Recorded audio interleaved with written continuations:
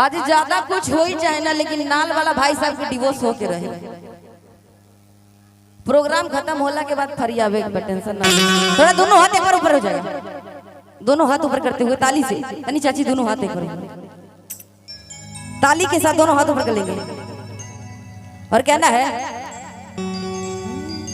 कि अरे बाबा धाम जइहा पिया, बात ना भूलइहा पिया, कि तोहरा के कही समझाई। थोड़ा सा दोनों हाथ पीछे वाले कुछ भक्त जन दोनों हाथ ऊपर कर लेंगे और इंस्ट्रूमेंटल थोड़ा भैया ध्यान दीजिएगा, दोनों हाथ ऊपर करते हुए कि बाबा धाम जइहा पिया, बात ना भूलइहा पिया, तोहरा के कही समझाई। बाबा धाम जइहा पिया, बात ना भूलइहा पिया, तोहरा के कही समझाई। उधर से पीछे वाले भक्तजन थोड़ा दोनों हाथ ऊपर करेंगे। रुक जाइए, आप लोग नहीं हाथ उठाइए, वो लोग उठाएंगे, दोनों हाथ ऊपर कर लेंगे। थोड़ा सा दोनों हाथ ऊपर करते हुए दोनों हाथ ऊपर कर लेंगे पीछे से।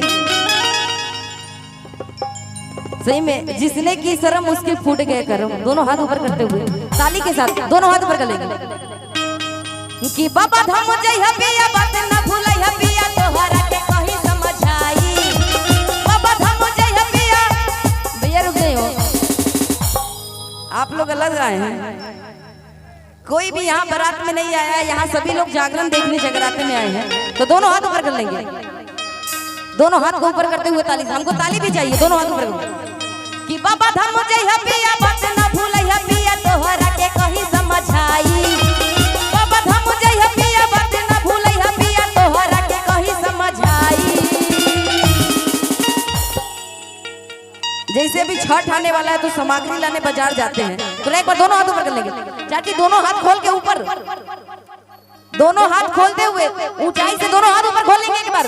उतो भक्तन दोनों हाथ ऊपर कि ये सैया ले ले आईहा हो,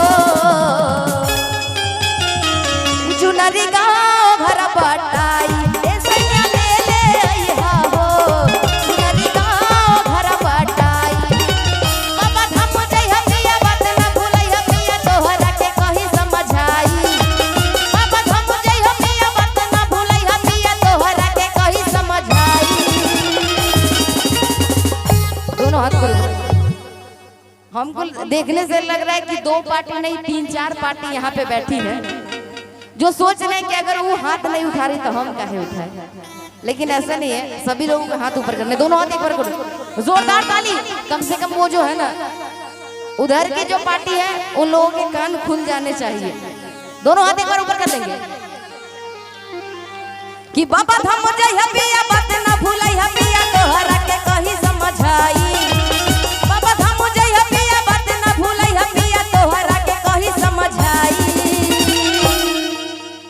कि ये सैया ले ले आईहा हो,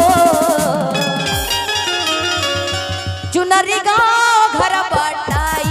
ये सैया ले ले आईहा हो, चुनरी गाँव घर बटाई।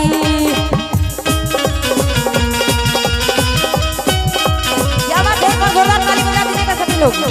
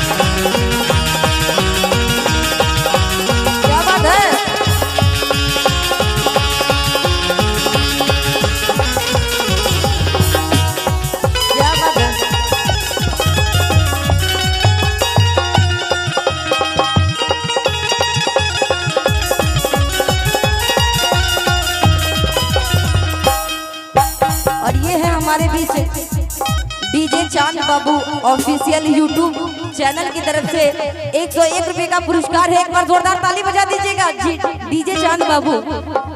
लेकिन उन्होंने भी यहाँ पे कंजूसी की, 1 रुपया बकाया रह गया है, वो बाद में वसूली कर लिया जाएगा। डीजे चांद बाबू और ये है काली पूजा समिति जिनकी तरफ मैडम थोड़ा इधर आएंगी।